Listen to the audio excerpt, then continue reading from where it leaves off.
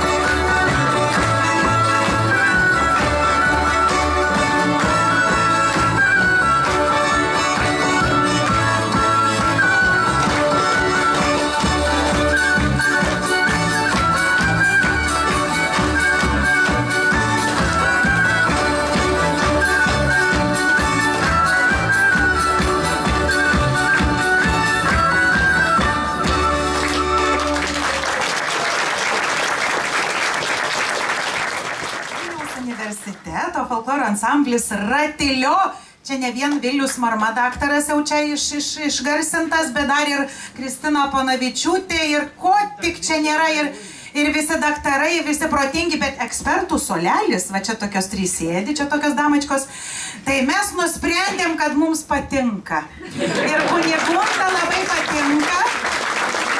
Tai jūs darykit, visom tom šventėm jūs darykit, jeigu kam nepatinka jų problemos. O man tai ačiū jum, kad man priminėt tuos laikus, kai aš buvau Ratilio. Jūs nemanykit, kad jūs pirmieji, bet kad jūs pirmoji Ratilio karta va šitaip išdykaujanti. Mes pagal rock'n'rollo muziką šokom polką su ragučiais. Kai mes Amilų senoliam, žodžiu, įteikėm ir jų vaikaičiam įteikėm tą sertifikatą ir paskelbėm, kad dainos iš Marių dugno, tai yra užlietų Kauno Marių, Kauno rajono kaimų dainavimo tradicija įrašoma į nematerialaus kultūros paveldo vertybių sąvadą. Tai žinokit, jis nustebino, jis atėjo pasveikinti ansamblio, įteikė sertifikatą, nes jis tikrai labai myli savo močiutę ir liaudies dainas, taip kad jam šitas irgi turėjo sueit gerai, ne?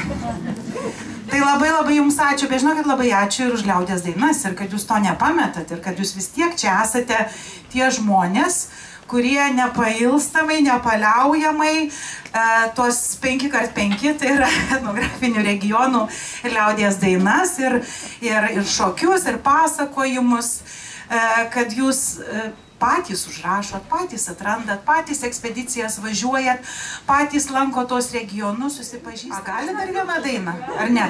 Vietoj diskusijos pokalbio, čia jis buvo būtina dalis. Kaunan, tai jūs dabar pas tą roką, nu biški taip, išduodat mus, varot pas roką.